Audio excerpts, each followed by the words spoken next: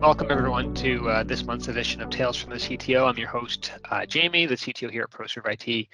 And this month we'll be having a little bit of a continuation from last month's conversation. It seems that digital transformation continues to pop up in many surveys from CIOs, business leaders, etc., around a key focus, key priority in the upcoming year, as well as perhaps heading into a recession, potential recession, and basically being able to either turn that to advantage or figure out how to kind of come out the other end of that perhaps better than when we entered into it.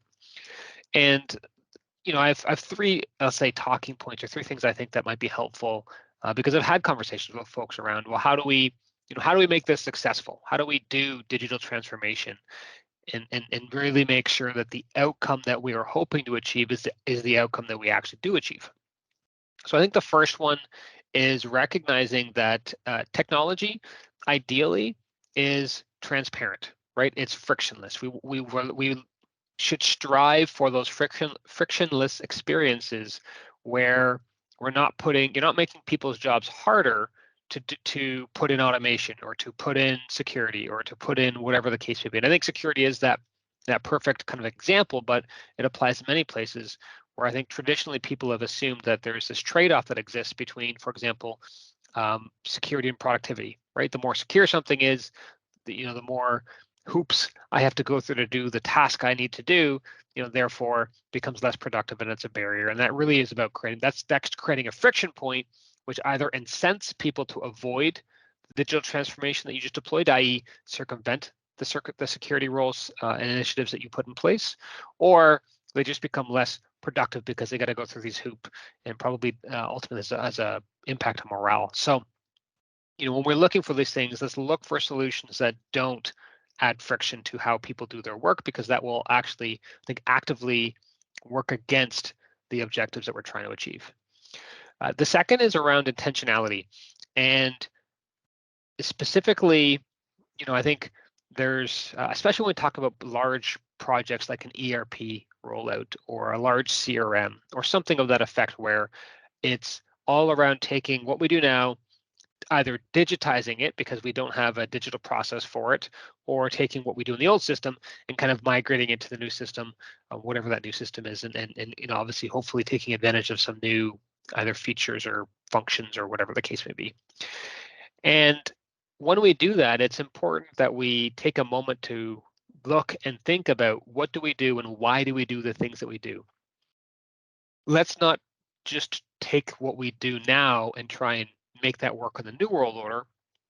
Ask ourselves tough questions: is, do we need to do these things that we're doing? Do we have to have this approval checkpoint? Is there a way for us to delegate some of this responsibility? Is there a way for us to empower team members to be independent? Is there a way for us to, connect two different independent processes together? Whatever it is, let's try and in a incremental fashion, right? Because we don't want to boil the ocean, but at the same time, let's be intentional and let's not do things just for the sake of doing them, and not kind of get hung up in this is the way we've always done it, so we should just kind of carry that forward, so to speak.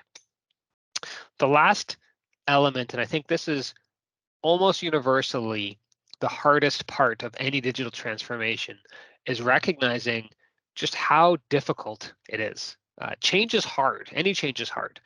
But when we think about how much time we spend at work, how much time we spend with the tools we use to do our jobs, asking people to change significantly what they do is going to be difficult. There's going to be resistance. There's going to be pain. And so we need to have thoughts and plans for how we're going to help these people through this transition. What are the things that we need to do to make them feel comfortable? Or is there a way for us to actually turn those, let's say, naysayers into advocates? Can we seek feedback early?